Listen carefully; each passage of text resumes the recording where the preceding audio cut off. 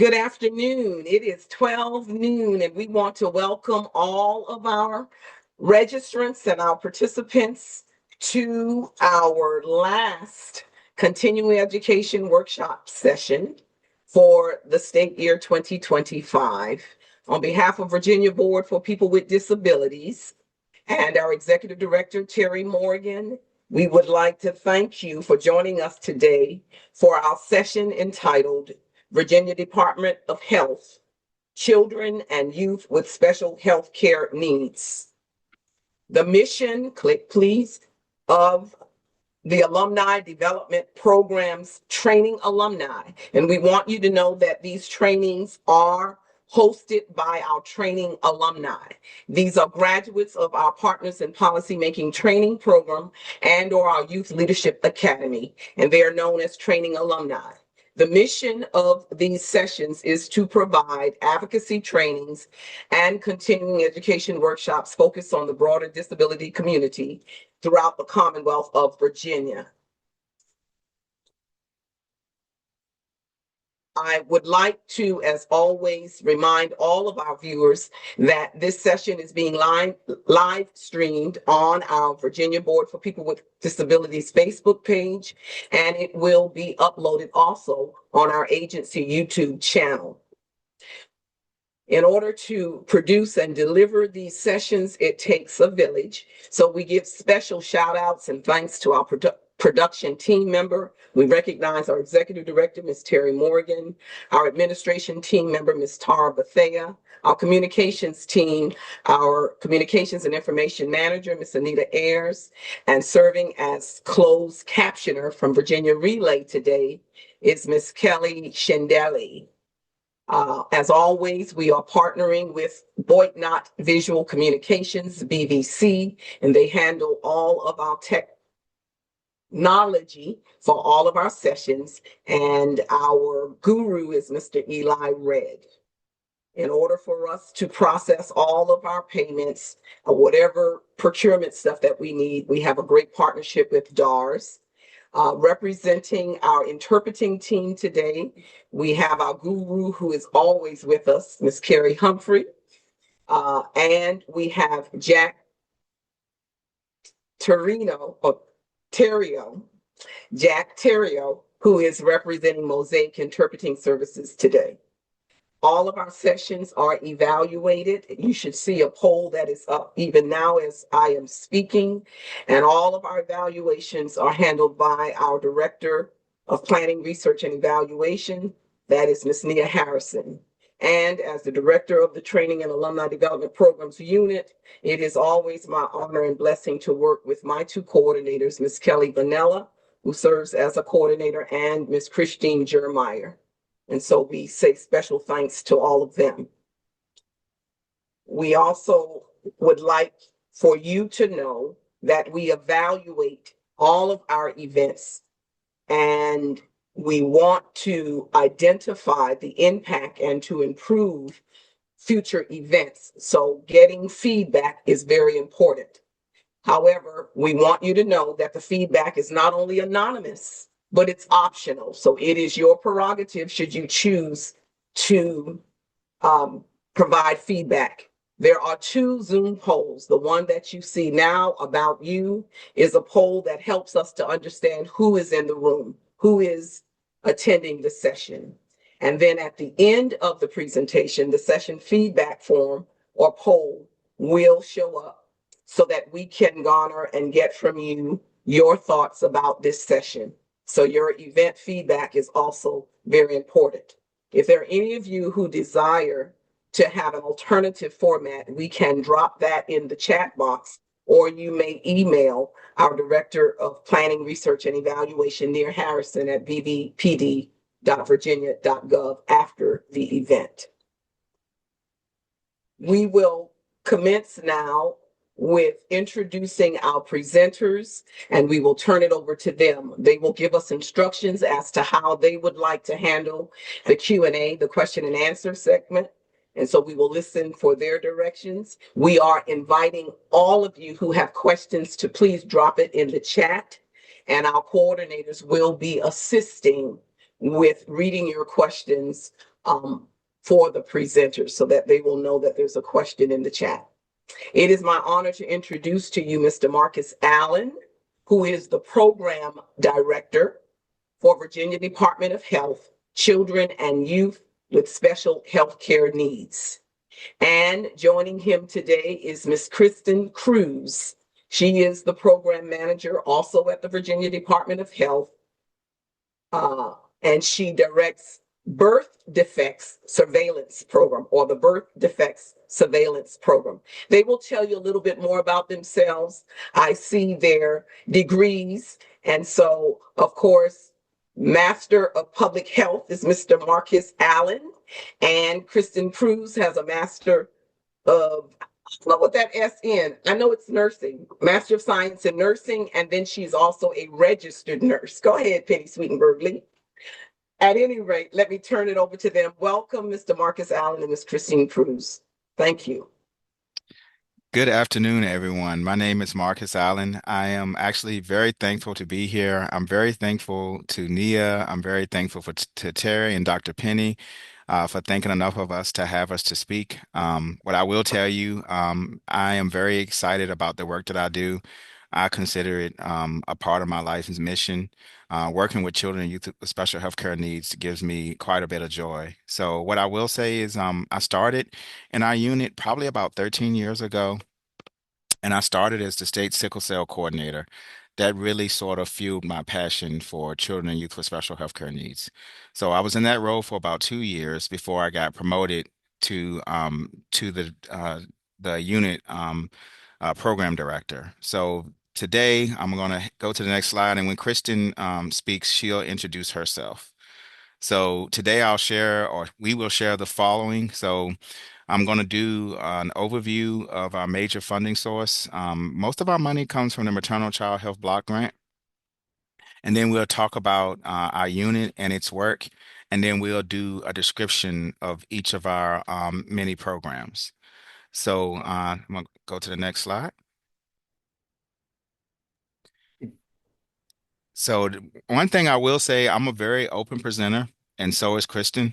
So if you have questions, please don't hesitate to stop us. The staff from the Virginia Board for People with Disabilities, it's okay for them to come off mute and stop me to read the questions, and we'll do our best to answer. One thing I want you to understand about our work, every state, so I'm gonna start with the Maternal and Child Health Block Grant. Every state in our union, including several U.S. territories, receive block grant funding. The Maternal and Child Health Block Grant is one of the oldest funding mechanisms for children and youth with special health care needs and the maternal and child health population. It's also one of the oldest in the country. It goes back, believe it or not, it goes back to the Social Security Act of 1935. And it was transformed into a block grant in 1981 by the Reagan administration. So Virginia feels, as a state, through our state health department where I work, we're very fortunate to have this funding. It really helps to support our infrastructure in our state. And quite frankly, I don't know where we would be without it. It's just an incredible blessing. So as I said, all 50 states, DC, and then several U.S. territories receive funding. One of the requirements of the funding, you can't expect to receive millions of dollars and not be accountable. So one of the requirements of the funding is we have to do an annual report to the federal government each year, and we also have to create a plan for our following year. Then every 5 years, we have to do what's called a comprehensive needs assessment, where we examine the needs of the state for the entire maternal and child health population, not just children with special health care needs. And then we develop a 5-year plan. That was recently done, and we are now about to head into our first year of our 5-year plan. So the program, the funding, it requires a maternal and child health director. That's my wonderful colleague, Cindy DeSaw. She's a champion for our work. We actually had our first summit last week. That's why I wasn't at the Virginia Board for People with Disabilities board meeting. It was our first state summit that we had, and we had over 150 people that came. She did an amazing job. Cindy is a social worker by background, so it's not just a job for her. Her heart is in the work. She also has lived experience as well. So then the block grant also requires a children and youth with special healthcare needs program director. So that's me. And then it requires a family delegate, and it requires family engagement. So many of you all may know Dana Yarbrough, with the Partnership for People with Disabilities. She's been our family delegate for many years, and we're really thankful to have her. And I mentioned earlier, our block grant is funded with state and federal funds. And I'm going to get a little more into that on the next slide. But I do want to share that Maternal and Child Health Bureau falls under the Secretary of Health and Human Services and the Health Resources and Services Administration. So that's kind of how it operates on the national level. So overview of the block grant. I shared some of this already. The block grant has been around since 1935. It's Title V of the Social Security Act. As I shared, it's the oldest state and federal partnership, and it became a block grant in 1981. There's a needs assessment, like I said, that's required every year. When it comes to the funding, it's a partnership. So we get our allocation from the federal government, but we are also expected to match those funding, those dollars that we receive from the federal government. So with the for every $4 that we get from the federal government, Virginia is required to match it with three. So that's the ratio. So the block grant provides services to 92% of all pregnant women, 98% of all infants, and 60% of children, including my passion, children and youth with special healthcare needs. So our goal, the national goal with the block grant is a nation where all mothers and children, including children and youth with special healthcare needs and their families, are healthy and thriving. And that's our motto here in Virginia. We want the entire population to be healthy and thriving. That was the purpose of our summit last week. It was to bring partners together so we can partner, so that we can work together. Our goal is to be the healthiest state in the nation. That's Virginia's goal. That's the goal of our commissioner, and the goal of our agency. And we know one of the things we know about public health is if the maternal and child health population is not doing well, then our population overall is not doing well. The health of our nation starts with women and children. We want successful pregnancies, and we want healthy children, and we want to help all children to reach their full potential. That's what gives us joy here. So the mission of the Title V is to improve, like I said, the health of the nation's mothers, infants, and children, to include children and youth with special healthcare needs, as I stated. So there are a lot of block grant goals. I've heard our Title V, or maternal and child health block grant director speak for over an hour about the block grant goals, because it is pretty extensive. But I do want to share some of the highlights. For one, we want to reduce infant mortality. And I indicated this earlier when I talked about the importance of the health of pregnant women and children. We want healthy births, and we want healthy children, and we want everyone to have access to the services that they need. So this includes preventive and primary care services, but it also includes having access to specialty care services. That's very important, especially for children and youth with special healthcare needs.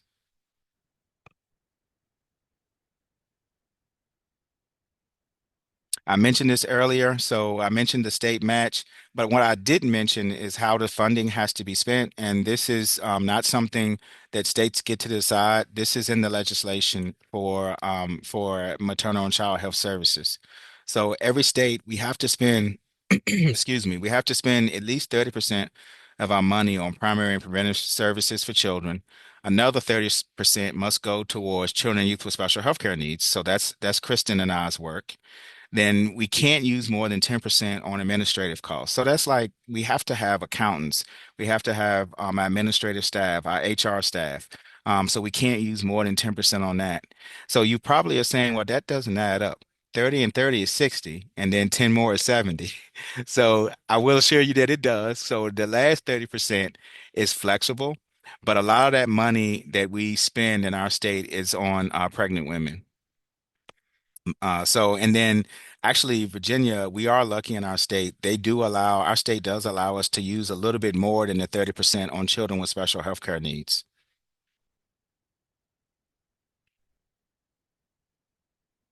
So overview. So this is the part that I like the most, the work that we do. One of the things that makes our program really special, in my opinion, and I can't take credit for this, unfortunately, but our program is listed in the Virginia Administrative Code. So the Virginia Administrative Code is written into law. So our programs are written into law as something that VDH is responsible for doing. And in my opinion, that helps to give them a lot of importance. It also helps to protect the programs because we as a state agency have a state plan for children with special health care needs that's written into the code. And then we are required to move forward those services with my team. So I feel really fortunate about that. To me, it also, in my opinion, it also shows that our state makes children and youth with special healthcare needs a major priority. And I will say, to be honest with you, and this, this is just how I feel when it comes to our programs. It's been bipartisan. When we've wanted support for children, when I've talked to leaders across our state, everyone seems to care about children with special health care needs. So the other thing that's in our code, in the state code, is the definition and how the program is defined. So you can see it here. Children with special health care needs, as far as our work is concerned, are children who have or at increased risk for chronic physical, developmental, behavioral, or emotional conditions, and generally who require health and related services that are above and beyond what children require generally. So many of the children that we work with, they have conditions such as autism. They have conditions such as cerebral palsy, epilepsy, diabetes, things of that nature. We don't do a lot for things like allergies, like common allergies, things of that nature. We don't really have a lot of focus on. It's mostly those conditions that require lifelong care.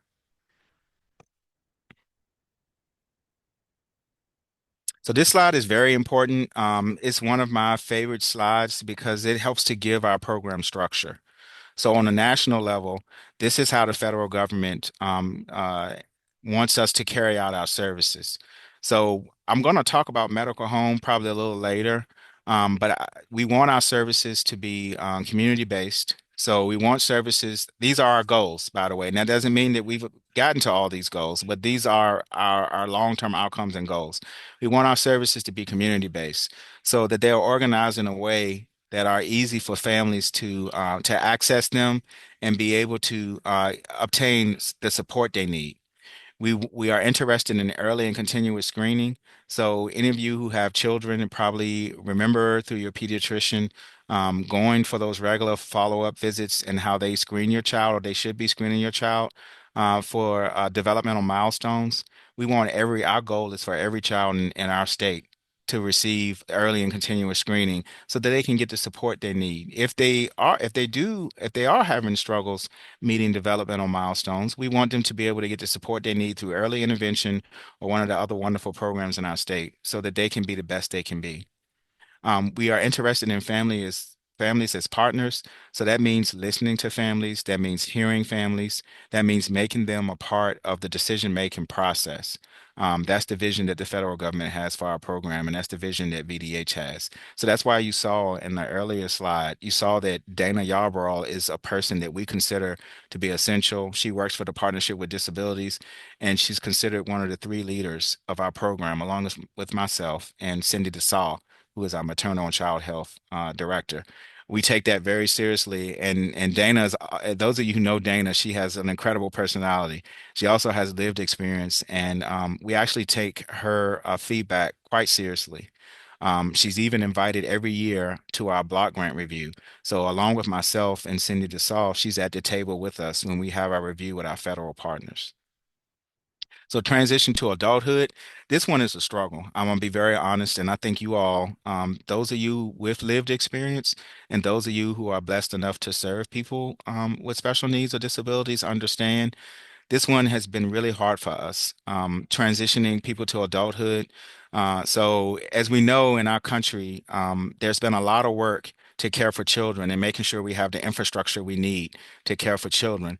But we're still struggling to try to make sure that we have the infrastructure we need to offer those same type of services for adults.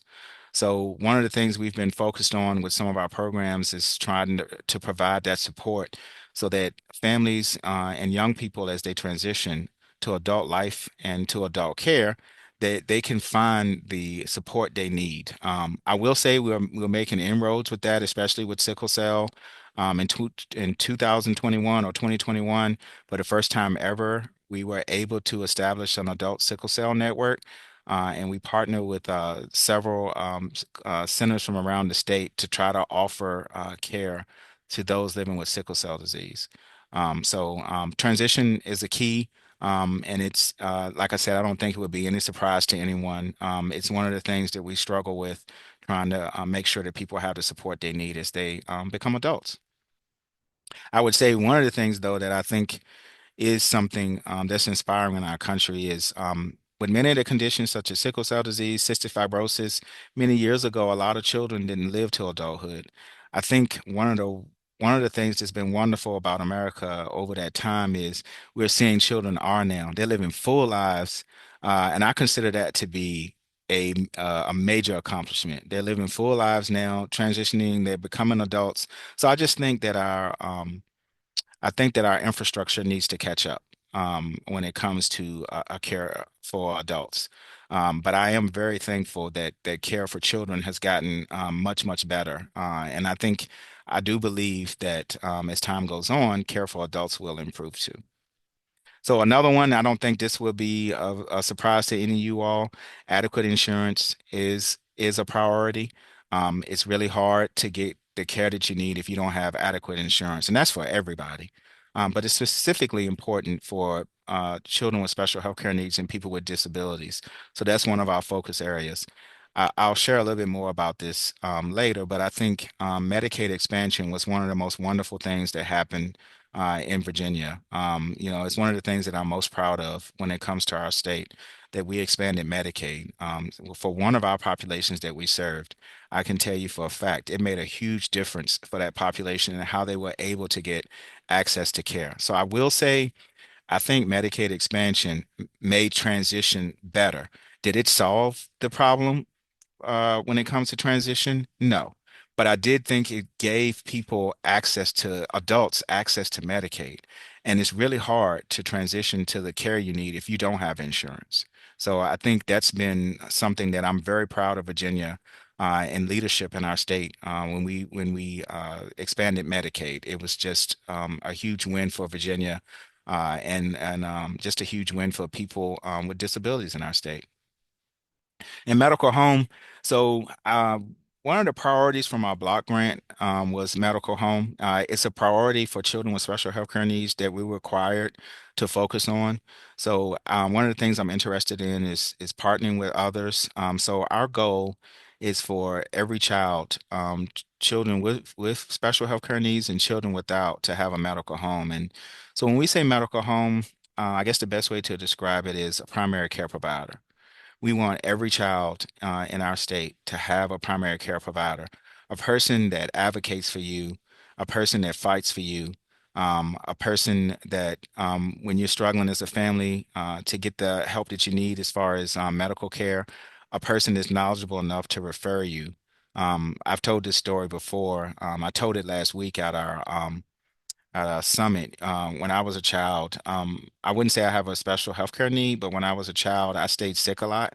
So my mom and my dad used to always joke how they missed a lot of work because I stayed sick. And they was like, you kept us out of work so much. And one of the things they talked about was the infections I had. So I constantly had lots of ear infections. I had to have tubes in my ears for a number of years due to the bad ear infections. But one of the things I found out recently that they had never told me. My mom has Alzheimer's now, so she's not able to share it. But my dad shared a couple of years ago that when I was a child, I was very sick once with pneumonia.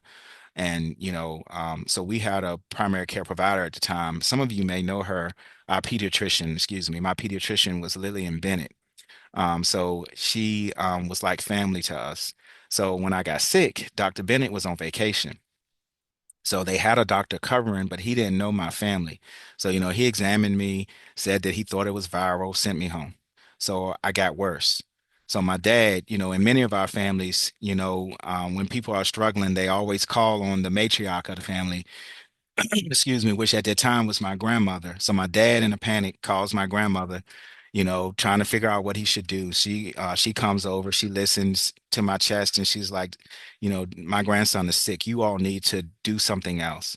So around about that time, my dad called back to the doctor's office to Dr. Bennett. She was back. So you can imagine the relief that my parents had. So Dr. Bennett was like, he needs to go to the hospital now. Take him. I will meet you there. So I say all this to say that relationship with her, she was more like family. I remember my brothers, one of my brothers suffered with bronchitis. And when my mom would rush into the doctor's office, even if she had to sit there all day, Dr. Bennett wouldn't leave until she saw him. And she would coach my mom on how to care for him. So that's why I'm saying having a good medical home is important. That person can advocate for you. They can fight for you. They can help you fight. Everybody's not going to be a doctor. Everybody's not going to be a nurse. So we need a person in our lives who's going to be able to guide us in the right thing to do. Believe it or not, the same thing happened with you all may think I'm making this up, but I'm honestly not. My youngest child, same thing happened with her. She had double lung pneumonia when she was about 2 years old, and we took her to the doctor. Same type of relationship. The doctor's office, our doctor was overbooked that day, so we saw another physician and a nurse practitioner. So I want to give a shout out to nurse practitioners.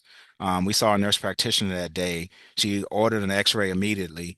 Found out my daughter had pneumonia. She brought in another physician, and they came up with a plan together.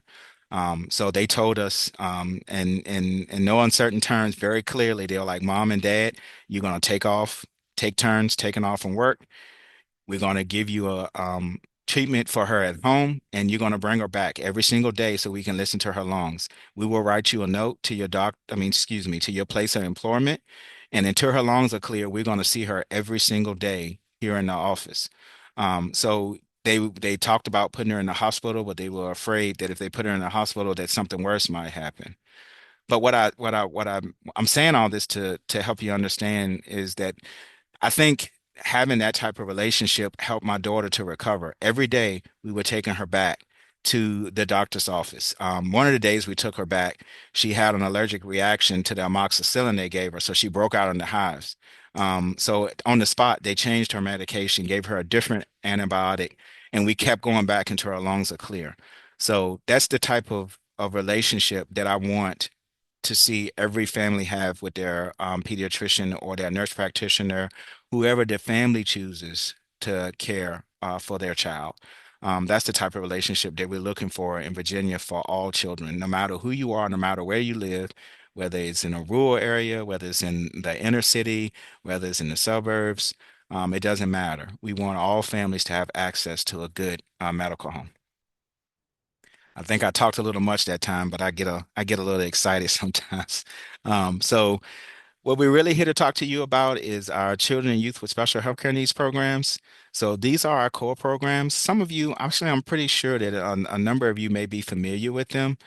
Care Connection for Children is our largest program when it comes to funding. And then after that would be Child Development, our Child Development Clinic program. And then we also have a pretty robust sickle cell program, Virginia Bleeding Disorders program, which I will talk about, and then my wonderful colleague, Kristen, will talk about birth defects.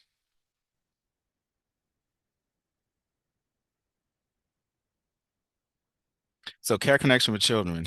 So, in order to be eligible for services for Care Connection with Children, you have to have a condition that's a physical basis, and a condition that's expected to be long term and to last a year or more.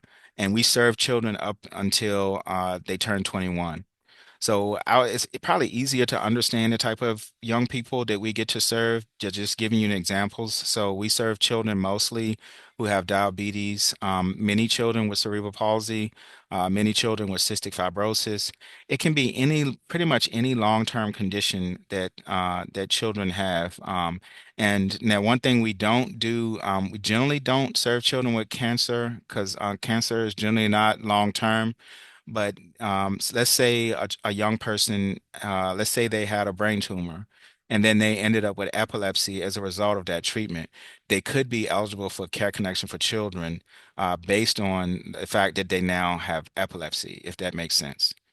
So the hallmark service of this program is care coordination or case management. I prefer the term care coordination. Case management, nothing wrong with case management. It's absolutely wonderful. But case management tends to often focus on the medical needs. Our goal with care coordination is to offer high quality care coordination services. So this would be the whole person. So if the young person is needing support in schools, in the school system, we want to try to work with the family to figure out how we can make sure they get that support. If the young person, let's say the young person has epilepsy, and the family is struggling to find a pediatric neurologist, we want to support them in trying to find that specialist. If the person is having a hard time finding a pediatrician, same thing. If the family is struggling with understanding their insurance, we have nurses and we employ nurses and social workers. So if the family is having a struggle understanding their insurance, struggle with Medicaid, if they are, so let's say we get a family with a child and they don't have insurance and we think they might be eligible for Medicaid. Our staff will work with them to help them figure out how to apply for Medicaid to make sure that they get the services they need. So it's really focusing on the whole child. That's our goal, to focus on the whole child. One of the things I'm most proud of is we have a very strong partnership with DMAS. So DMAS is the state agency over Medicaid here in Virginia. They have been wonderful to us.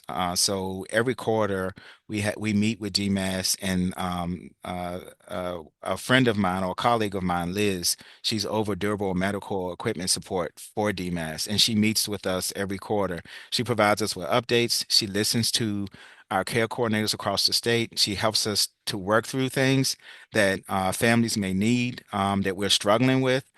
So it's really, I consider it to be a really good program. We have several centers. I did want to share our centers. So we have a center at VCU. We have a center at Children's Hospital of the King's Daughters. So VCU is here in Richmond, where I am. Children's Hospital of the King's Daughters is in the Tidewater area. So they serve the Norfolk region. Then we have UVA Blue Ridge. UVA Blue Ridge serves the Charlottesville region. Then we have UVA Southwest Virginia. So we're blessed enough to have a contract with UVA to manage Care Connection for Children in Southwest Virginia. And that's through a partnership with Mount Rogers Health District. So our center is actually located there in a health department. That one center is a little bit different than the others because of the difficulty it can be with getting access to care in Southwest Virginia.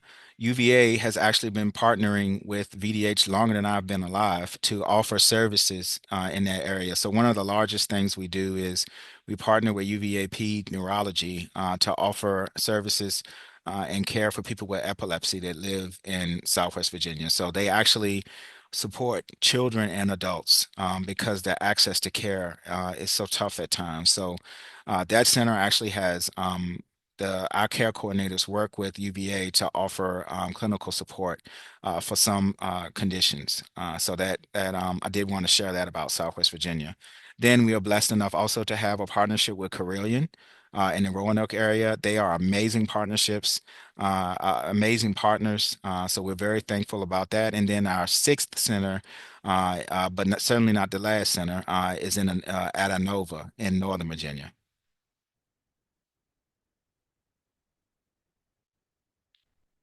So I mentioned the six regional sites. This one thing that I do like to share about our centers, in my opinion, makes them one of the strongest things about them. So our centers, for the most part, are located at major healthcare centers. So you heard me say, excuse me, you heard me say VCU. You heard me say Children's Hospital of the King's Daughters. You heard me say Inova. One of the strengths I think is that our care coordinators are at those locations where many families are already receiving care. So they get to learn the health system. They get to learn about the staff in the health system. They get to learn about the resources that are there in their region. So our goal is for for us to be able to support families where they are. And we know VCU, UVA, CHKD, Carillion, they serve thousands of families. So I think that's the strength of our program. The fact that our care coordinators, for the most part, other than Southwest Virginia, are located at major health systems where families are already getting care. A lot of our referrals come through that way. Because of we are located in health systems, the doctors and the nurses and the social workers there, they get to know our care coordinators and they get to build relationships with them. And that I believe that that's better for the families that we get to serve because, like I said, they're co-located and they can learn and they become experts on their region. I did mention we focus on transition to adult care. I talked a lot about that, and we focus also on primary care, and we try to work with our families to have a primary care provider. Now, I will say for many people with disabilities or special needs, they consider their medical home to be their specialty provider, and that's okay. There's nothing wrong with that. It's what the family considers to be their medical home. If the family considers their neurologist to be their medical home, then the neurologist is their medical home. But we do want to make sure, if at all possible, that the family has a relationship with a pediatrician for some of those more routine things, like the developmental screening that's done and recommended by the AAP. Also, like for routine immunizations that are things, immunizations, in my opinion, one of the major accomplishments of the 20th century. It's extended life for so many of us, probably even so myself. With all of the problems I had as a child as far as infections. So it is important, and we'd like to promote and encourage families to have a medical home, specifically a primary care provider, so a pediatrician, nurse practitioner, someone who can help with those general things. Routine sick visits, they may not be directly related to the other condition that they have, whether it's sickle cell or whether it's epilepsy, whether it's diabetes, whatever it may be. Um, so this next program is our second largest program. So I manage our Care Connection for Children program directly. So I'm the unit lead, and I also manage those agreements. I'm fortunate enough, though, to have a person that manages our child development clinic program. Her name is Tony Hayes. So this is our second largest program, I would say, as far as the amount of funding that we spend to support it. Our goal with this program is to provide assessments of children suspected of having developmental and or behavioral conditions. So what we do, our clinics are specialty centers. They're include experts in their field. So you will see developmental pediatricians, you will see psychologists, you will see social workers. And their primary goal is to evaluate children who come for services to diagnose them if a diagnosis is to be made, and then to link them to services. So if a family needs is concerned that your child may have autism or ADHD or ADD, what we are there to do is to provide that evaluation and then to connect them. Oftentimes, because they are mostly located health systems, oftentimes they're able to refer the family right back to the health system, so that it would be one common door for the family. And one thing I will say, in Virginia, I do consider us to be fortunate that we are able to use maternal and child health block grant. I get good support from our agency, VDH, and from our block grant leadership to support this service. So what we do is the five partners you see, Virginia Commonwealth University, James Madison University, Leonard Wisco Health District, Children's Hospital of the King's Daughters, and Carillion. What we're able to do is we're able to take block grant funds to put into the program, and then our partners, they use their revenue to help fund the program and other funding that they get from their health system or university. And that money combined helps to support children on evaluations. I will say, even with all of that effort that we put in it, I'm not going to allow them to be very honest, there are waiting lists. They can range anywhere from 6 months to a year. But I think if it wasn't for our partnership, the waiting list would be longer. There are some places, some states where children can wait as long as 2 years. for an assessment. So I think braiding funding, I think, is very powerful, and we're able to braid funding with our partners for this work. So VCU, CHKD, and Carillion, they are the three largest centers. So they have a model that uses psychologists and developmental pediatricians. And they serve. So overall, I would say we probably do close to over 3,000 evaluations a year. So we're evaluating more than 3,000 children a year. Now, especially when you are doing an evaluation for autism, they can take as long as 2 to 3 hours, depending on the complexity of the child. So these are not easy evaluations. But the partners that we have are extremely passionate about their work. And that's one of the things about working with our health systems in our state. They are very passionate, and they're considered partners in the work. We couldn't do it without them, to be quite honest. So James Madison and Lennowisco, James Madison University has a psychology program, and they follow the psychology model. So their diagnoses and their evaluations are done by psychologists, and then they refer the families to services after a diagnosis is made. And then we have a center at the Lennowisco Health District, which is in Gate City, Virginia. This is near Tennessee. The reason why we work with a health district out there, because this is probably a couple of hours from Roanoke. So out in that area, there are just not a lot of providers. So many years ago, VDH decided to have a center located at a health department, and we have a psychologist that leads that center out in that area, and he makes sure that he provides a psychologist and a social worker that offers support, along with office support specialist that also works with the program. And then one of the health district's nurse practitioners helps to support the program as well. So they sort of fill a role and a gap in that area. So that's, one of the things about public health. One of the things we try to do is when the infrastructure doesn't exist for a specific service, we try to help assure that it's made available. So that's what we do out there with the center out in Southwest Virginia. VDH works with the health district to make sure that we have evaluations that are available for those families. So that's that program in a nutshell. So sickle cell program, um, VDH, in my opinion, I think that VDH in Virginia has one of the best programs in the country. This is my opinion since I've been here and working with sickle cell. I've seen our program grow. And I think a lot of that is due not just to VDH, but it's also due to grassroots efforts. So there have been a lot of advocates in the sickle cell community that have worked really hard to make sure that people who have sickle cell disease are getting the care that they need. So one thing I will say about sickle cell, so I'm not going to go too in depth to it, but Virginia and all states in the country have what's called newborn screening. So any of you are parents probably remember when your child was born, they got a little heel prick on the heel of their foot, and a sample of blood was taken from them. So this blood goes to the state lab, and then the state lab looks for, in Virginia, it's about 35 different conditions that they look for. The goal is to identify children born with these conditions and to get them into care as soon as possible. And getting them into care can be life-saving. I do think newborn screening is one of the best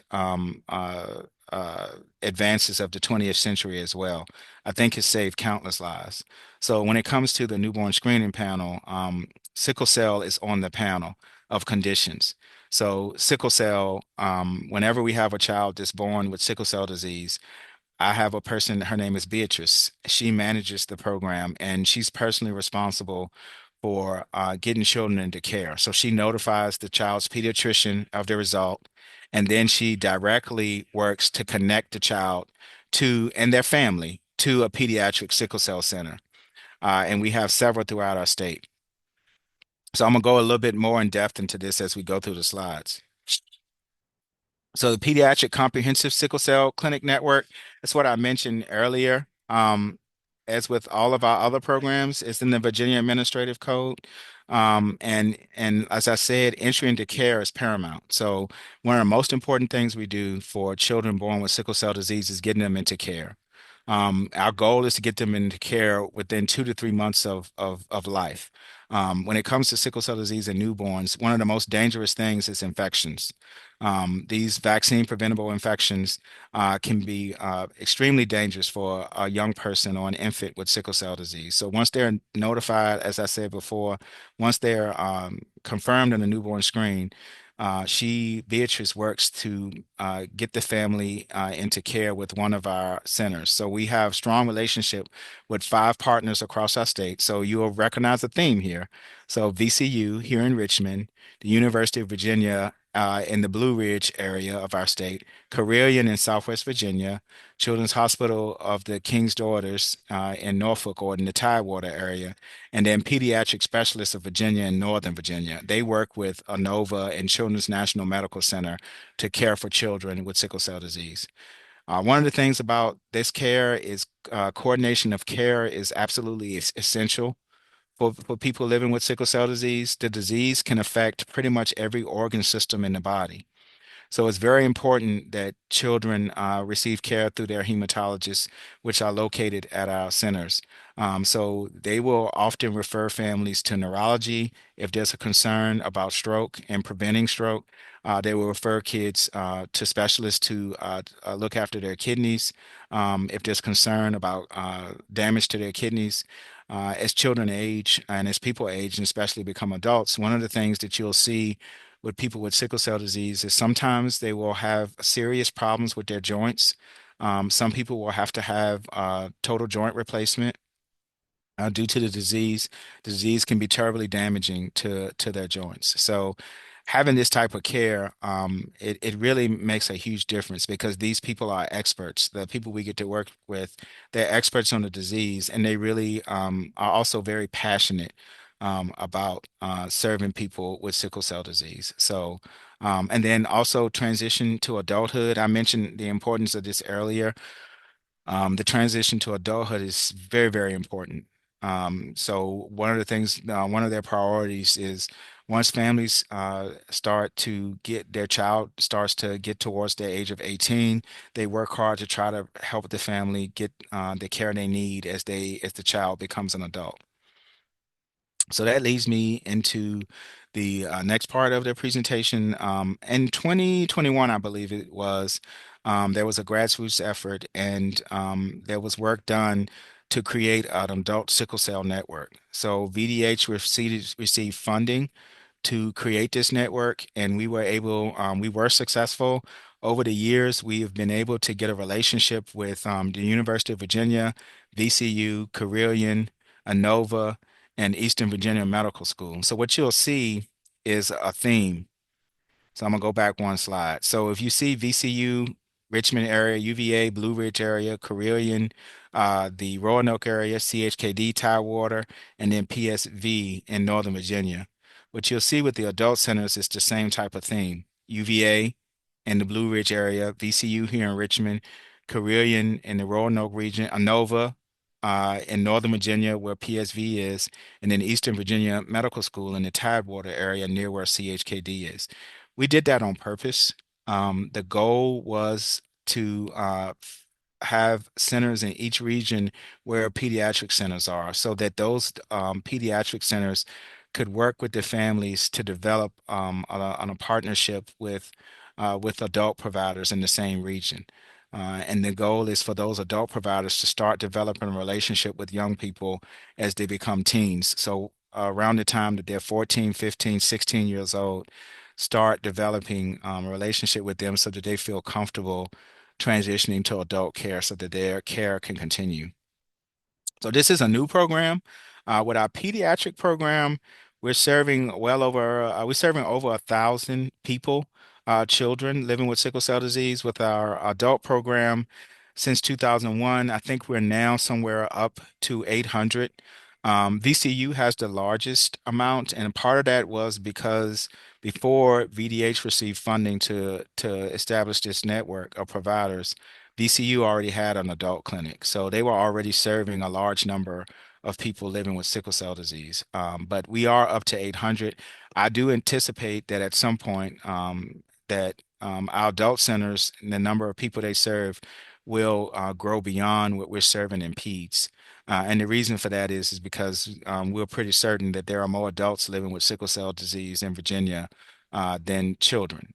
So if you think about it, you're a child from birth to 18, but then after 18, your rest of your life is much longer. The lifespan is longer for adults, 18 to 65, 75.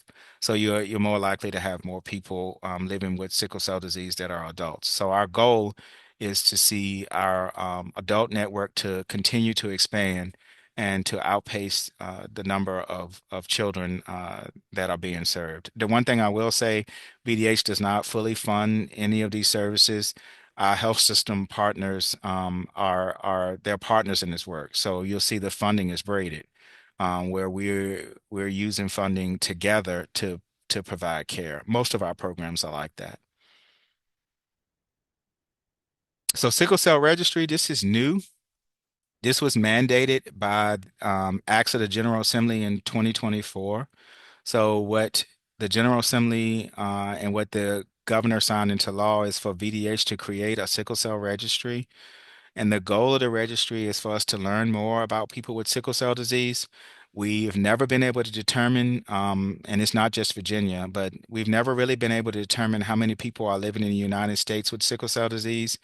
The CDC estimates are somewhere around 100,000 people is what the thought is when it comes to sickle cell disease. CDC has been trying for years to really get an accurate number, but it's really hard to do. So what Virginia decided is that we wanted to create a registry so we could learn more about how many people are living in our state with the disease. We know here at VDH, based on the amount of people we serve, we know that there are at least 1,800, and that's when you add the ped and the adult program together. My guess is that the real number is well beyond that, probably more than double that. I would say probably at least 4,000 people that are living in our state with this very serious disease. So our goal is to be able to create this registry to learn more about how many people are living in our state with the disease, but also to learn about what's making them sick when it comes to disease. So in the term we use in public health, to learn more about their morbidity and mortality. One of the things that you see with people with sickle cell disease, like I mentioned earlier, many people with sickle cell disease will have problems with their joints. There's also a condition called acute chest syndrome, which can be fatal. So we want to learn more about people who are struggling with acute chest. And basically, that's sort of like a sickle cell crisis in the lungs, and it can be life-threatening. So I don't think I said this earlier, but with sickle cell disease, so for most of us, our red blood cells are round, sort of donut shaped. And they are made that, and they're very flexible. So they can easily move through our arteries, our veins, and our capillaries. With people with sickle cell disease, the red blood cells are shaped more like a sickle or a C, and they can easily get trapped at times in their capillaries, blood vessels. And what this can cause is something called a sickle cell crisis. And the pain can be, for some people, the pain can be absolutely excruciating. It's unbearable. If you can imagine, parts of your body struggling with blood supply, the blood not circulating as it should, you can imagine that that can cause severe debilitating pain. So people with sickle cell disease often suffer with pain on a regular basis. I will say care is getting better, but often families, some children, some adults with sickle cell disease have to have regular blood transfusions so that they can get enough healthy red blood cells to prevent. Oftentimes, what they're trying to do with blood transfusion is to prevent strokes. So people with sickle cell disease have a higher risk of stroke, and these blood transfusions can help to prevent stroke. So one of the things I always say, or I try to always say when I'm talking about sickle cell, is to share that if you're healthy enough to donate blood, please consider donating blood. Because people with sickle cell disease really can benefit greatly from blood donation, and including many other people. So especially during this time of year, blood donation is really important. So that's our sickle cell registry. We are releasing it in two phases. So the platform we're using is RedCap.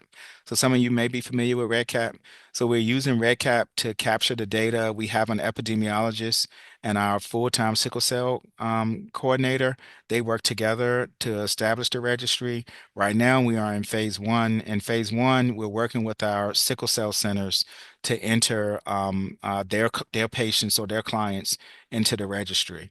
Now, once we feel comfortable about how it's functioning, then we will open the registry to the rest of the state for other providers to enter their clients into the registry. So providers are mandated to report, and then also people living with sickle cell disease can self-report if they choose to report to the registry. Also, I do want to mention people living with sickle cell disease have the right to opt out. So if they don't want their information reported to the registry, they do have the right to opt out. We are actually been doing education. We did a lot of education in September, which was National Sickle Cell Awareness Month. We are encouraging people not to opt out. It is certainly their right. But one of the things about public health that we know is really hard to design interventions for people, our population of people, whether that's sickle cell or anything else, when you don't have the data.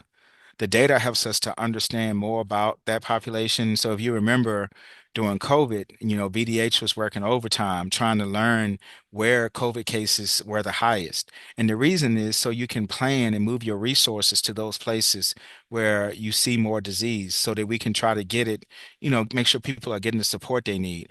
Also with a condition like COVID to help stop the spread. So we need data to be able to do that. Sickle cell is not a contagious disease. People are born with the disease. But what I'm saying is learning more about where people with sickle cell disease live, learning more about what's making them sick when it comes to the disease, it empowers us to design our interventions to offer the best service that we can. So we would be able to share that information with our large health systems to help them learn more about the people they care for. So when it comes to the registry, VDH is the only entity that will have access to patient-protected information. So our epidemiologist and our sickle cell coordinator, they manage it. So when we publish information, it will only be de-identified information. We won't be publishing information about specific people. It will only be information about the population in general. All right, so the next program I wanted to talk about is our Virginia Bleeding Disorders program. So our Virginia Bleeding Disorders program, most of the people that we serve with Virginia Bleeding Disorders, they have a condition called hemophilia. So with bleeding disorders, what that means is a person is born with a condition to where their blood doesn't clot like it should. So they often will require what's called blood factor. So the blood factor is replacing what their body is missing, the clotting factor that can help prevent dangerous bleeds.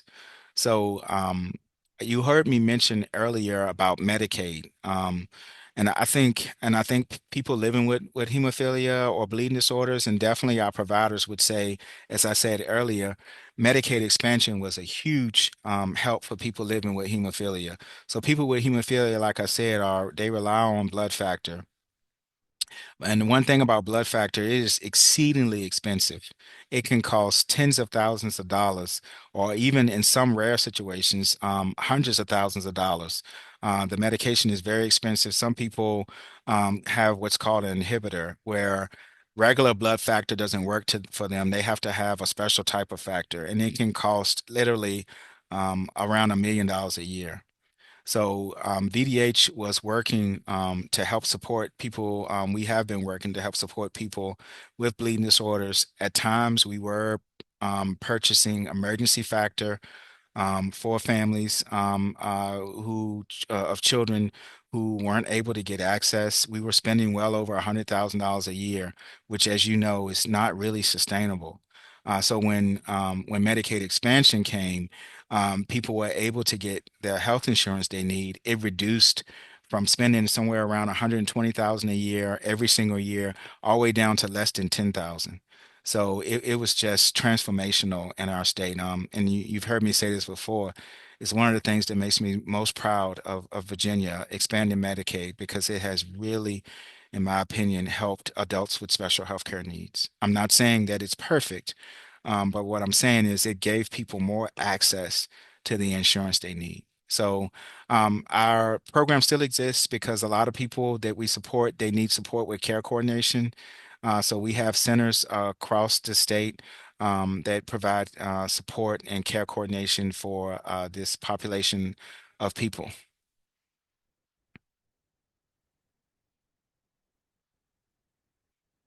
So that ends my talk. So hopefully I didn't bore you all too much. I can get a little overly excited when I talk about this work. So I want to turn it over now to my wonderful colleague and friend, Kristen, and let her introduce herself and tell you more about our birth defects surveillance program. Thank you, everyone. Great, thank you, and thank you for having us again, and thank you, Marcus, for your wonderful overview of our programs. Um, well, I guess I'll start off by introducing myself. My name is Kristen Cruz. I am the program manager for the birth defects surveillance program for the Department of Health, and I also coordinate the PANDAS PANS Advisory Council, but I'm not going to be discussing that today. Oops, there we go. Sorry. Just wanted to make sure I could control the slides. So I have been with BDH for a little over 10 years and been working with Marcus's program, the Children with Special Healthcare Needs program, um, back with the sickle cell program about a decade ago. And then I spent a few years in the newborn screening space. And I have recently transitioned to focus on our birth defects surveillance program. And so Marcus provided a wonderful overview of our programs. What I'm going to do now is spend a little bit of time kind of focusing in on one program and what this does for Virginia, as well as some exciting changes that are coming to it. What are birth defects? Well, first, I'd like to say that birth defect is a medical term. It does not mean that a person is defective. Um, it other forms or words for birth defect can be congenital anomalies. So these are things that are present at birth, even if they aren't diagnosed at that time. Birth defects can be physical or biochemical changes, and they affect almost any part of the body. They can cause problems with how the body develops or how the body works. These changes can be mild or serious. Birth defects can be discovered at any time during the pregnancy and most frequently during the first trimester or identified even later than birth, later after birth. For example, someone that could be diagnosed with a birth defect, in their late teens, if it's like a mild birth defect or even as an adult, but it has been something that been present since birth. So there is no one known cause for having a birth defect. There are some known risk factors that can increase the potential to have a birth defect that I'd like to review with you. So the first one is, unfortunately, we can't really change this. It's changes in genes or chromosomes. So we can't pick who our parents are. So when we're talking about genes or chromosomes, we're thinking about genetics. So your DNA, something that's passed down to you. So some of the birth defects are caused by changes in a baby's genes, which is also known as a mutation or chromosomes. Genes are part of the body cells that store instructions for the way the body grows and works. Genes are passed from parents to children, and chromosomes are the structures that hold the genes. Some birth defects also run in families, and they're considered to be hereditary. Birth defects can also be caused by a de novo mutation, meaning it's a change in the gene or chromosome that is not inherited. So since we have been discussing sickle cell disease, I just want to kind of paint a picture of what that looks like as far as with genetics. So sickle cell disease is a autosomal recessive disorder, meaning that both mom and dad have to carry a hemoglobin trait for sickle cell. If both mom and dad have this trait, then there's a 1 in 4 chance that the baby could have sickle cell disease. There's also a 1 in 4 chance that the baby could not have the disease, as well as not be a trait carrier, and then a 50% chance that the baby would be a trait carrier. We do encourage everyone to find their trait status if they are, planning on having a pregnancy, just to be, informed. So that's, one example of how birth defects are involved in hereditary or genes. So another risk factor is the environment. So this can include where you live, where you work, the kinds of food you eat, the water that you drink, how you like to spend your time, what different things you're exposed to and the environment. Some things in your environment can be harmful to the baby during pregnancy, such as cigarette smoke or harmful chemicals. Having certain health conditions. So some health conditions like pre-existing or gestational diabetes can increase the risk of having a birth defect. Taking certain medications during pregnancy or before or during pregnancy can increase your risk. So we do not recommend that if you find out you're pregnant, that you stop your medication without talking to your provider. Especially the case with psychiatric medications. It's dangerous for mom to quickly stop them. So we encourage everyone to speak, with their provider regarding the medications they're taking, and if there is a potential safer alternative to decrease the risk of any complications with pregnancy. Smoking, drinking, alcohol, or recreational drug use is another big risk factor for birth defects. So these, I can confidently say, please don't do this during pregnancy. So doing any of these things during pregnancy can cause problems for your baby, including birth defects. Another potential risk factor for a birth defect is getting certain infections during pregnancy. So if you become infected with some certain viruses, such as chickenpox, rubella, your baby might have a higher risk of having a birth defect. There's another one called cytomegalovirus, or CMV, that can put you at a higher risk for birth defects. Now, CMV can affect the entire body, can impact the brain, the heart, the liver, and a baby if you are exposed to it. But it can also affect hearing. And here in Virginia, Marcus did highlight one of our newborn screening programs, the newborn blood spot screening program. We also have a couple of other newborn screening programs, and one of them is our early hearing detection and intervention, or EDI program.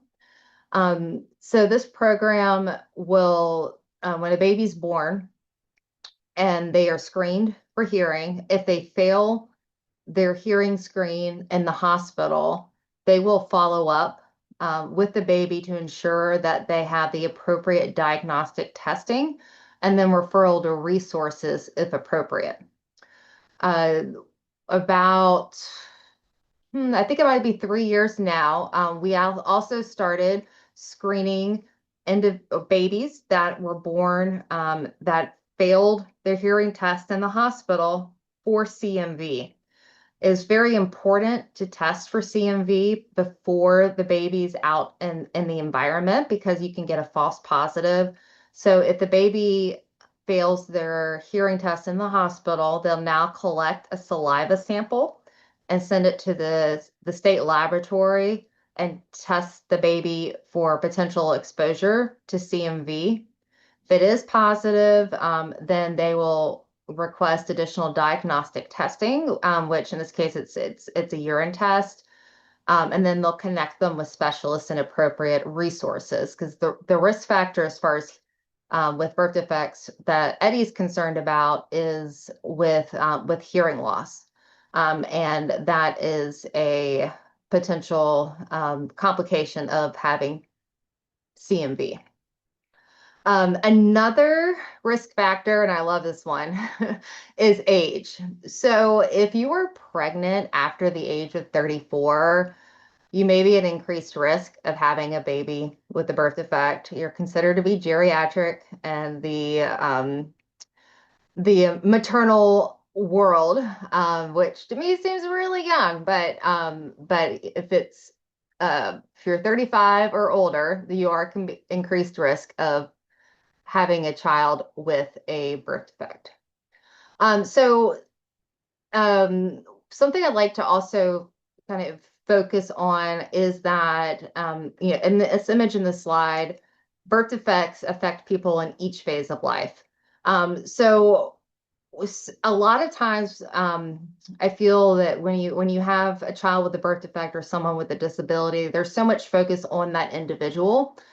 We really, with our resources, we're really looking at the family because it can impact mother, it can impact siblings, it can impact caregivers, it can impact individuals in the community, the teachers. It really takes a village. So we want to provide resources and support and education to everyone that comes in contact with this child across their lifespan. Let's see.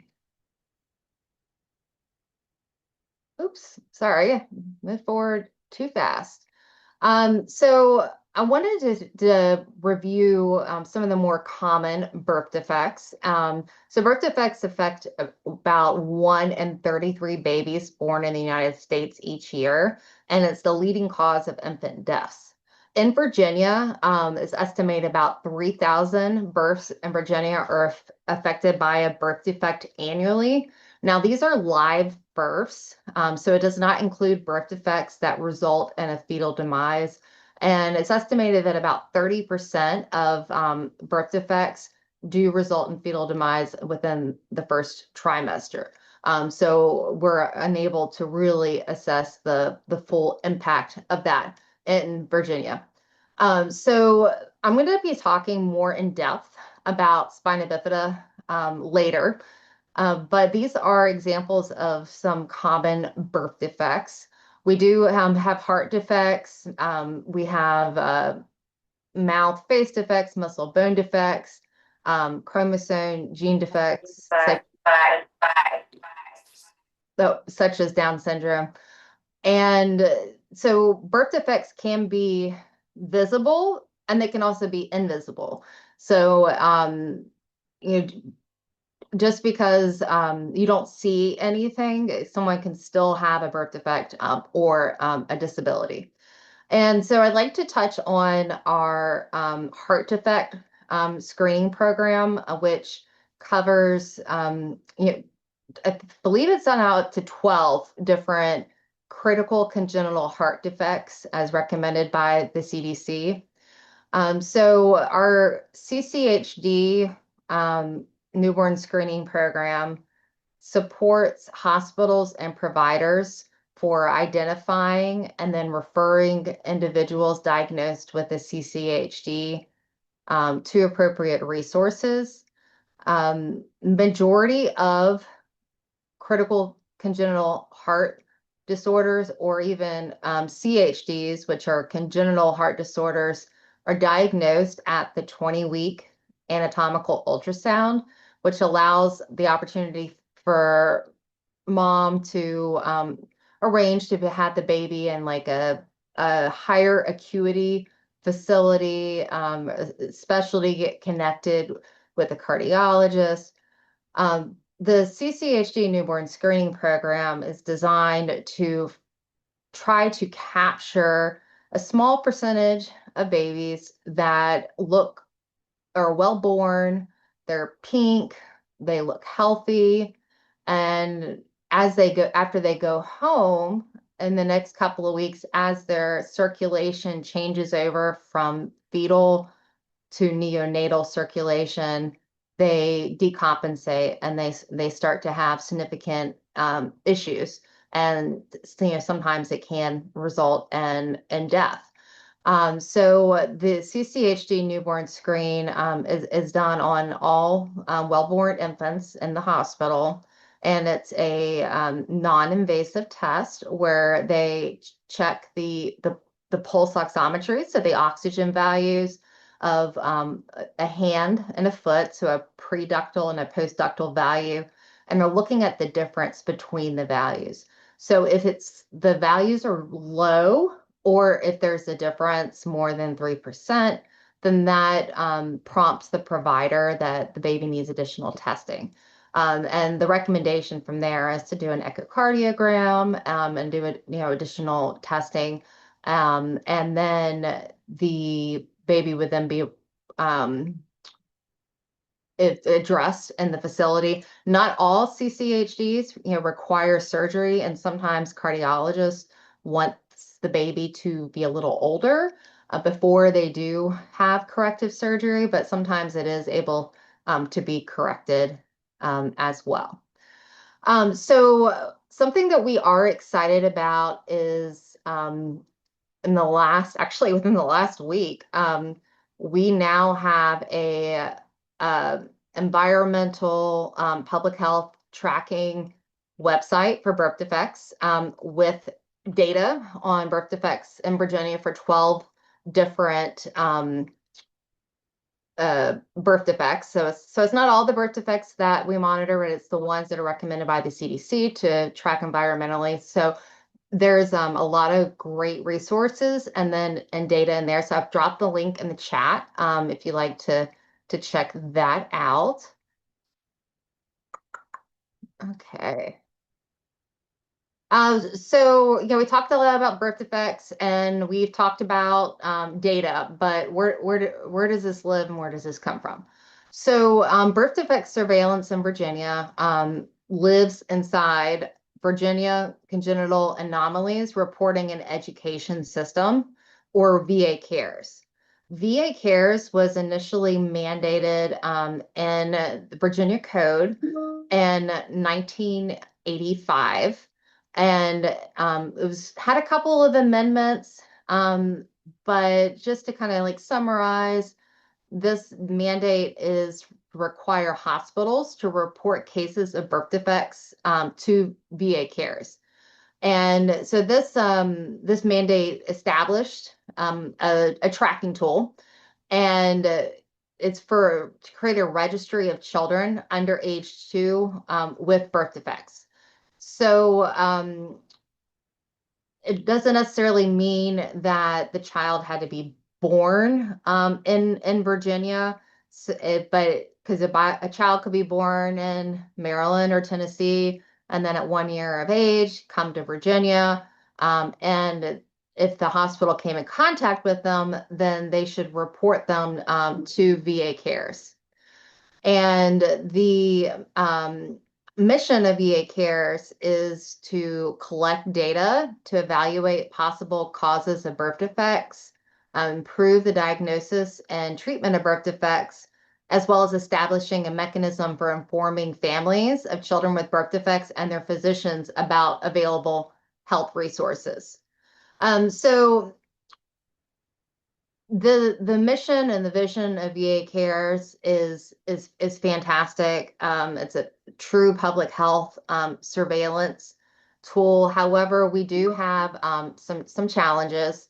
I mentioned that VA CARES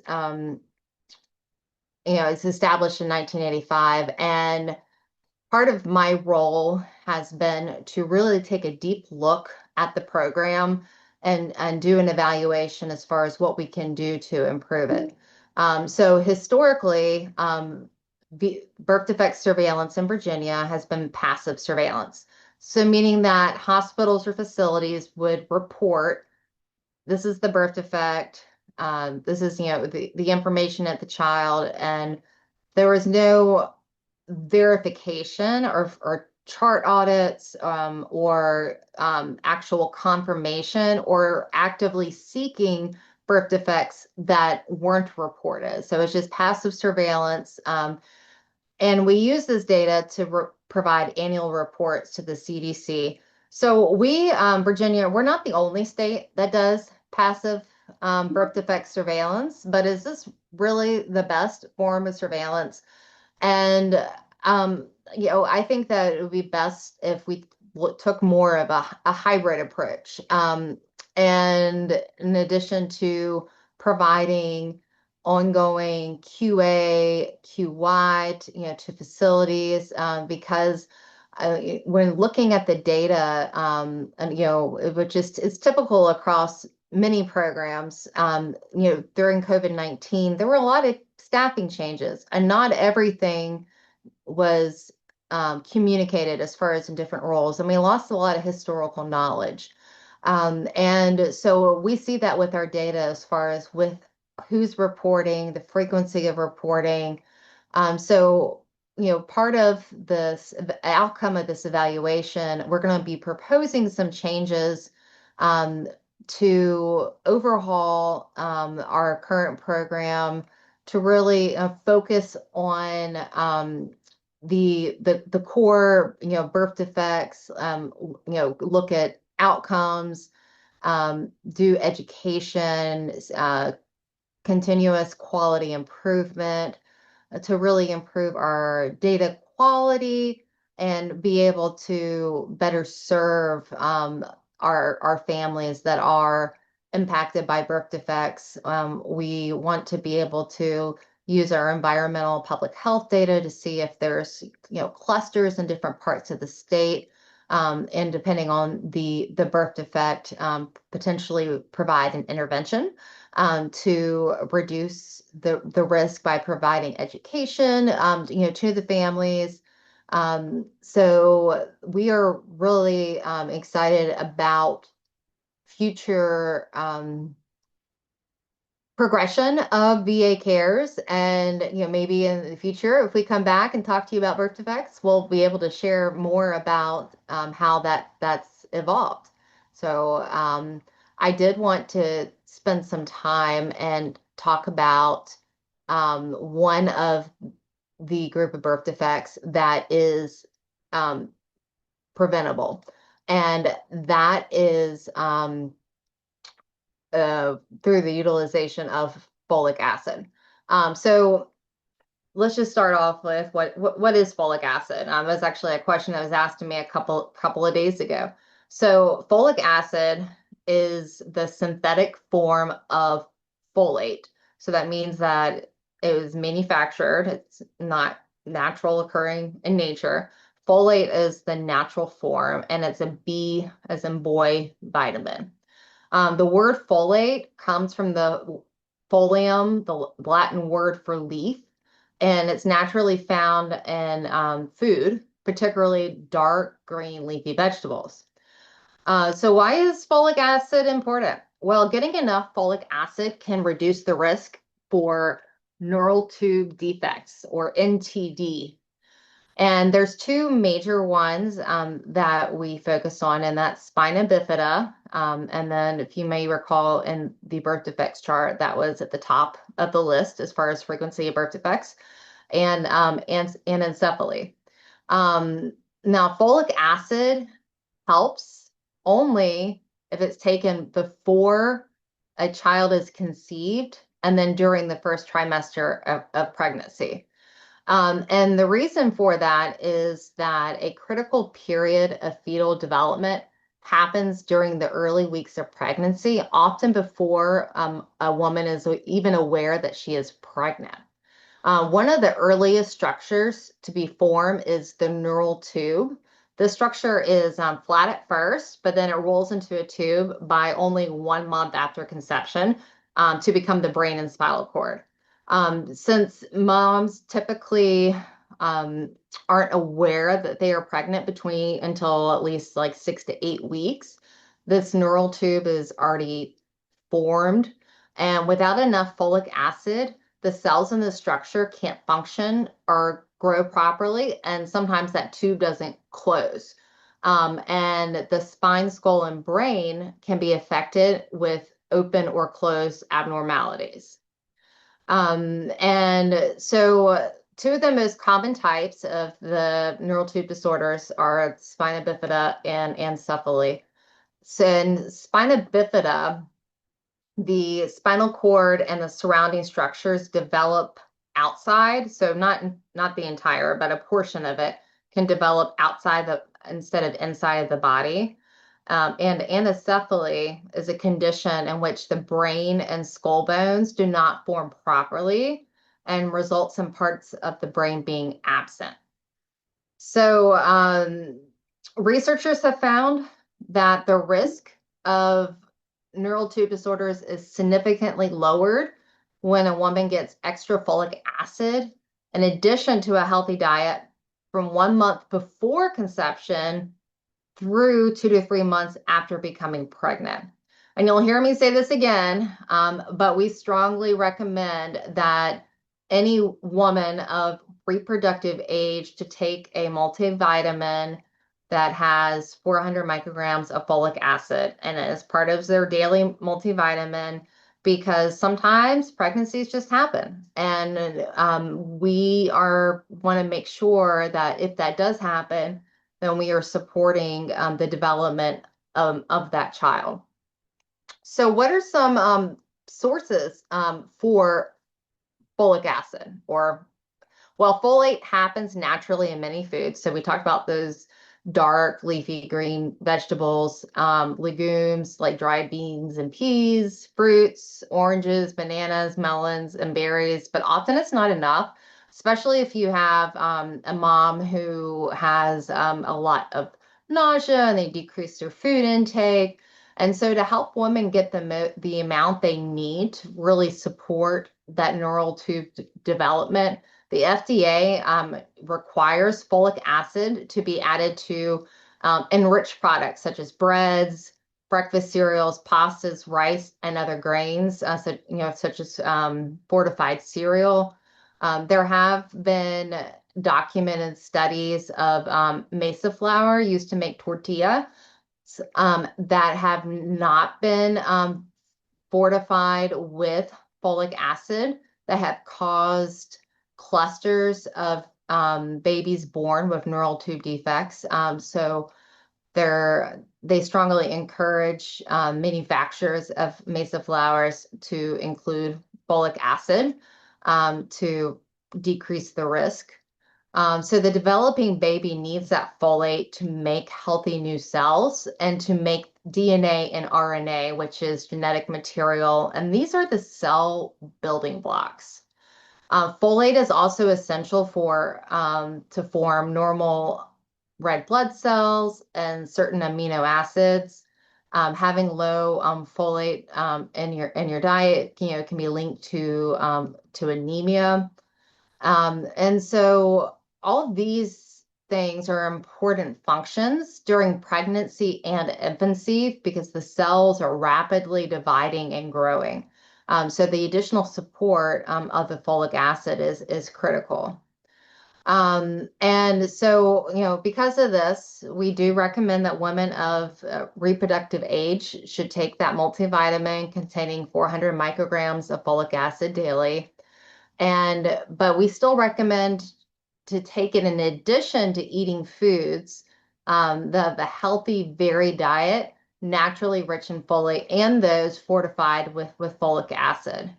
And then because some women may need additional folic acid, it's important to talk with your healthcare provider about the amount that is right for you. So we encourage, prenatal visits, well woman visits, immunizations, moms to have these, or future moms to have these critical conversations with their physicians. So something that we do at the Department of Health and the Birth Defect Surveillance Program is we provide physical and digital education on the role of folic acid and the prevention of birth defects for physicians, hospitals, and local health departments for use with patients. And then the kind of the sideway folic acid image that you see. So that is actually the front of a bookmark that we provide that clerks of the circuit courts will request from our program, and we'll send them to them to be made available to applicants for marriage license. So the front is in English and the back is in Spanish. And this is mandated in code that we provide this information to help reduce the risk of neural tube birth defects. Um,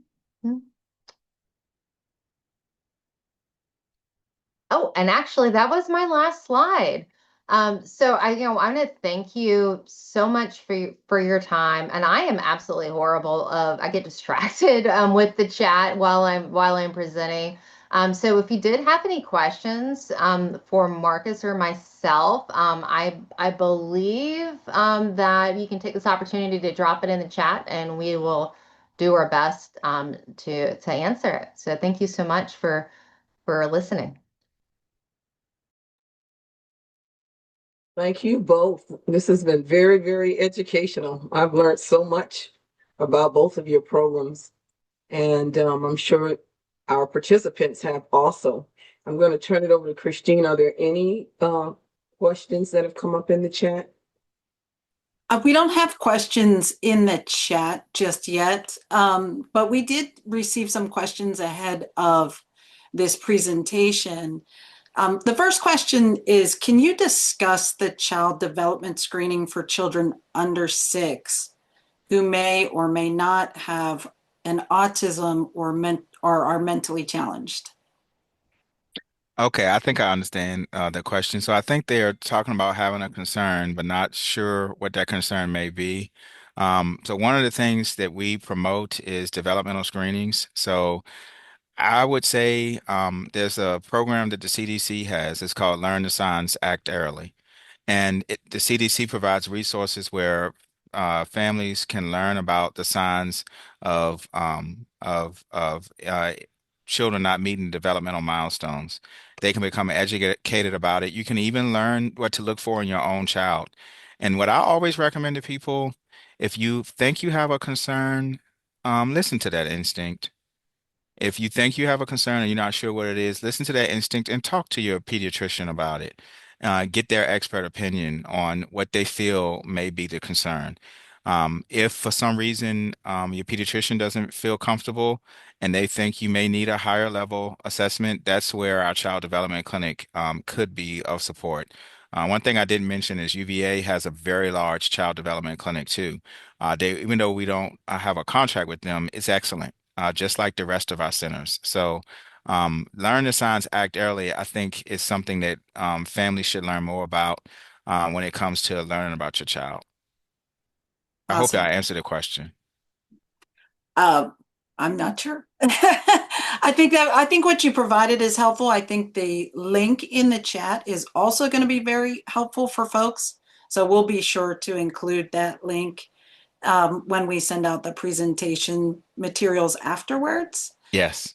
Okay, awesome. The next question, so how do you search for specialists or experts in psychiatry for adults with autism to manage medication?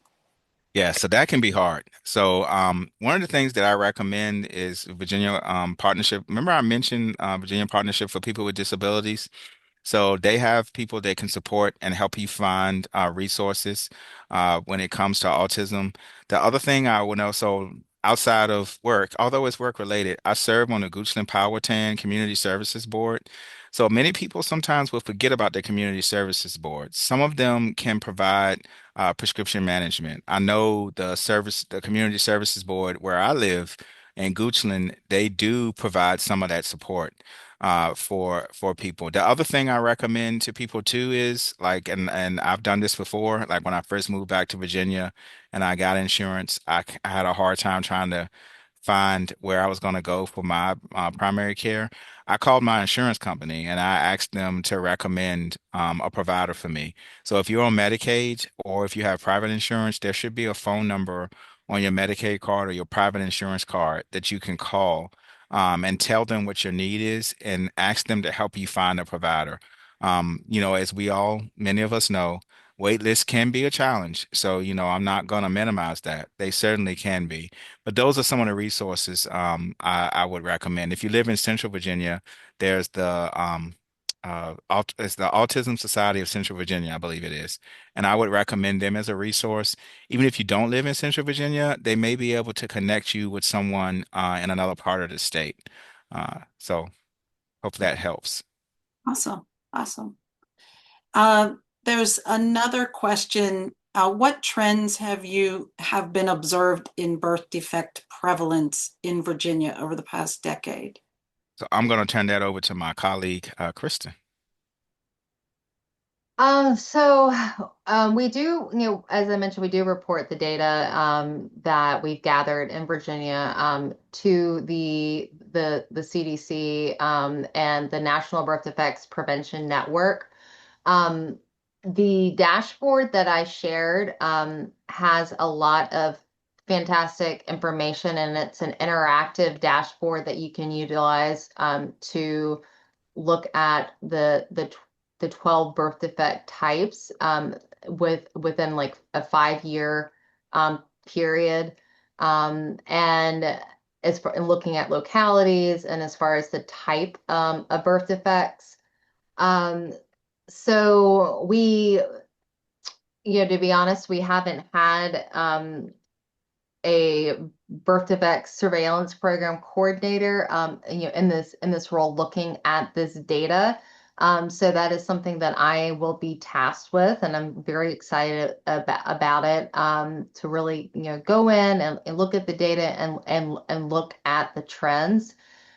We have seen a trend of facilities not consistently reporting and a decrease in facilities reporting over the last 10 years, and especially a significant drop off around COVID that unfortunately it wasn't resumed, and we didn't have staff that were looking at QA, QI, and the data and the reporting.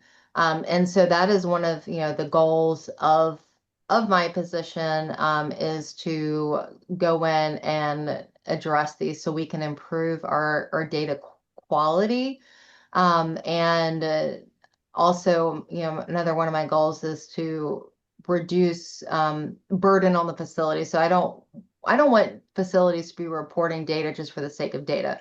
So we're really going to hone in on what is critical as far as to be reported, so we can have improve the compliance of reporting, and really collaborate with these facilities to have the best data, so we can refer children that are affected with birth defects to the resources that Marcus discussed earlier. Okay, excellent. And what outreach efforts are in place to ensure underserved populations access these services? So I think we can do a better job with that. I mean, we try to do outreach with our partners, but one of the things with our needs assessment, one of the things that I learned, and also looking at our data, is that I think we can spend more time doing that. I think sometimes we get caught up in the work. As all of you know, you get caught up in the day to day and you forget about those things. But I think we really need to do a better job on that. We do, especially during Sickle Cell Awareness Month. This last time we spent a whole month talking about sickle cell. We had several media interviews. We had some radio spots. But I do think this is a growing edge for us. We rely heavily on our partners, so a lot of them do spend time in their regions, increasing awareness of our programs. But yeah, we do from time to time do some awareness. We rely heavily on our website. Kristen, I think, if I'm not mistaken, has a media campaign coming up maybe sometime next year when it comes to birth defects. So I think we will get better because I've been blessed enough to finally have a full team now, although we have one person retiring today. We're blessed enough to have a full team now, so I can rely on those experts to help. Awesome. Awesome. That is all of the questions that we have received, Dr. Penny. Uh, Thank you, Christine. Marcus, I think that I heard you at the beginning when you were talking about your childhood illnesses. You mentioned vaccinations. I'm wondering, and I suspect that perhaps it's another unit with the Virginia Department of Health, but I wonder, are there any concerns with the current administration and the Secretary for Human and Health Services and their posturing related to vaccinations? And is there any correlation, any concerns about birth effects or anything like that? Or how does that work? I know that you said also that you guys just completed your 5-year plan, and we certainly at Virginia Board are familiar with that and federal funding and all of that. But I'm wondering what's happening. Do you have advocates? Do you guys have somebody working at the General Assembly to speak on your behalf, or what? Well, what I can say is, I've been myself personally, I've been very impressed with our commissioner. I think she's done a good job with being evidence-based. I've known her actually for about 8, 9 years now, and she's an OBGYN by practice, and I think she's focused on the evidence. So we do have our Office of Epidemiology, so I don't manage that work, but I will say that I think our agency has done a good job with education and sticking to the evidence and the facts. And we always generally encourage people to talk to one of the things, I mentioned earlier the importance of medical home, and that's really important to me, as y'all know. But I think one of the strengths of having that is you have an expert you can talk to. So, I'm pretty sure our commissioner has said this, and I say it too. Talk to your doctor, talk to your pediatrician, specifically if you're concerned about children and immunizations, talk to your pediatrician. I strongly recommend that. Our executive director, Terry, is here, so I'd like to yield Oh, to. She may have questions or comments, Terry. And thank you guys so much for presenting today. It's amazing how much information and resources are out there that we just don't know about, but it's so important for us to know about and be able to share. That kind of knowledge is power. So I really appreciate what you shared today, Marcus. It's great to see you and the wonderful work that you do. You've been such a great addition to our board. And I just really appreciate, yes, the information today and, speaking to people to help them understand what's available to them, what they need to know. Sometimes, we can't all know everything, but just knowing where to go, knowing where to go is what's important. And, we're trying to connect people to know where to go, to get the information that they need and to support them and their families. So thank you very much. yes, ma'am. I will say the Virginia board, serving on the board has been an honor. You guys rock, and you clearly care. And I've learned a lot. It's actually made me better, because there was so many things I didn't know. So thank you for that. And your staff are just wonderful. I think you know that anyway, Terry. Marcus, Absolutely. They're the best. Yes, without a doubt. I'm sorry I'm so dark. I'm in my office and I'm missing a blind in my office. So I have a lot of sun coming in, so I can't control the light and it's washing me out. So apologize for that. We can see you pretty good, Terry. Yes. Mhm. Kristen, did you say we had another question? there was a question that regarding a transition to an adult for a disabled child, there because of the as we know the additional levels of difficulty, if there are any programs in the works to help bridge this gap. So I try to answer it saying that our care our CCCs work very hard to help families with transition as the children do age out of services to set them up for success. And even though that occurs, we know how challenging transition is even for a typical child without a disability, and so much more for someone with a disability or a disorder. And that, we, as you mentioned before, our goal is to make more people aware of resources and services that are available within the state. I know that we have been working hard to reduce and even eliminate silos, Yeah. even within our division and within BDH, but also across agencies. So we serve, well, Marcus, is frequently asked to serve on different councils and boards, like within across the different agencies, and that helps us, connect to additional services and raise awareness. So we do our best to try to get the word out, and then as Marcus is building his team, we hope to do that more and more. Yeah, I think you answered it perfectly, Kristen. I think, yeah, Care Connection for Children is a resource to help you, even if you don't want case management or care coordination services. They have something called information and referral, where they'll give you any information that they're knowledgeable about in their region, and they'll give you that for free. I mean, that's a free service offered by Care Connection.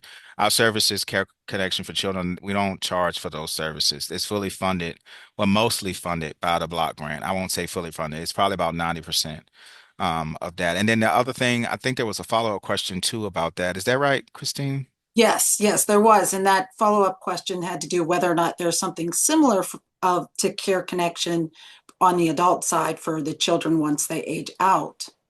Yeah, I wish it was. So we have looked at expanding. So we go up until the 21st birthday with Care Connection for Children. We've looked at expanding to 26, but we haven't been able to figure out a way to pay for it.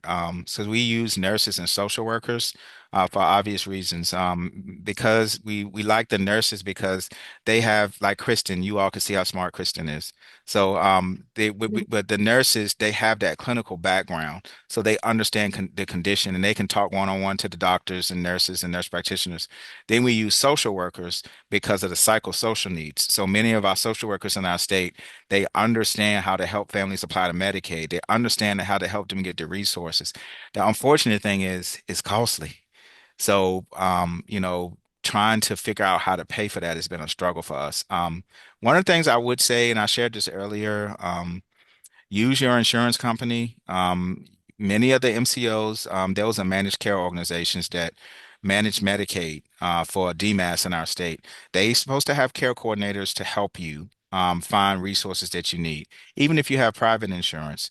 Like I know my insurance, they offer support like that. They've called me many times asking me, did I want a coordinator to help me with my high cholesterol and exercise and losing weight, those type of things that I struggle with. And so, I haven't taken them up on it, but some of them, some insurance companies have that support and people they're not aware. So sources, somebody doesn't have insurance, that's a big struggle. So Care Connection, it doesn't matter if you have insurance or not. I would say, you can call them if you are starting to transition and you're looking for support. They can provide resources that they know of that may be able to support you. Also, your federally qualified health systems, excuse me, federally qualified health system centers. So these are places where you can go get care, and many of them receive federal funding. So I would try that, but it is very difficult to do that on your own. Even for a person who has the knowledge, about it, like me and Kristen. I will share with my mom and her Alzheimer's disease. My family we have struggled terribly. And I have a master's degree in public health. One of my brothers has a PhD. The other one is a department director. And my dad is really, knows a lot of things, but we have still struggled. And it's taken 4 or 5 of us to manage her care. So I do appreciate the struggle is real. Like Marlo said, the struggle is real. And I just would encourage you to rely on those resources and don't be afraid to ask for help when it comes to those resources. Kristen's very knowledgeable in this too, so I'm gonna defer to her. The couple of things that I'd like to add is for Care Connection for Children, you don't have to be referred by a doctor. You can contact them yourself. We as a safety net, we refer babies out of the newborn screening programs, or like their goal is to, once we with the birth defects program, we'll be referring as well, but to the CCCs. But it's a lot when you have a baby, and it might not be the right time. So even if a family decides to decline CCC services, they can go back and revisit. They're always going to be there for them. And the CCCs really are like a support the family unit. And it's so much more, as Marcus said, than just case management. And, they serve families with or, without insurance. And thank you, Marcus, for dropping that in. And the other thing I was going to say is, depending on the disorder or the condition, as an adult, I know you have to pull all these pieces together with finding providers and specialists. Look to your community. So Marcus mentioned earlier the Autism Society of Central Virginia. So that is a fantastic resource for those with autism, but they don't just cater to children. They also will serve adults as well. So they have a wealth of resources on their website. They have activities for adults, for caregivers, for grandparents. So and I know that's just focusing on autism, but look to see if there is like a Virginia chapter of an advocacy group for your disorder that could provide you additional resources. Well, I'm going to put something in the chat. I've been mentioning the federally qualified health systems. So a new partner that I've been working with, her organization. So I'm putting that in the chat. thank you so much for all of these resources. Thank you for your expertise today. It's about it's like 51. Christine, I'm going to ask if you would pull up that final slide for us. And to Marcus and to Kristen, thank you so very much. As Terry said, sometimes it's so many questions that we have, and our alumni are always interested in finding out where's the resource. So just having the connection and having established a relationship with you and with your offices really makes a big difference, because at least now, as Terry said, we have some place we can go to help connect them to get some of the answers. And so just thank you so very much for doing this for us on behalf of Virginia Board today. Thank you all. You all are friends, so it was not a chore, it was a joy. All right, I like that. We are preparing to go for our holiday break. And so this is our last continuing education session for this 2025 year. We will roll out in January our final 3 sessions for our federal state year. Session 5 is going to be held on February the 20th, and session 6 on March the 20th, and then session 7 on April the 17th. Our training alumni meet every May, and they come up with all of the session topics that they want to focus on, they want information about. We've removed these final 3 simply because there's so much happening. And so we will have conversations with our alumni to see if there's something more relevant that we need to adjust. So what I love about our training alumni, again, they're graduates of our flagship training programs, Partners in Policy Making training program, and or our Youth Leadership Academy. And we have hundreds and hundreds of alumni. We communicate with them weekly. Not all of them are super active with our training alumni, but they're certainly major advocates across the Commonwealth in various disability agencies, organizations. They have partnerships, they sit on boards and all of that. So we're well represented throughout the Commonwealth.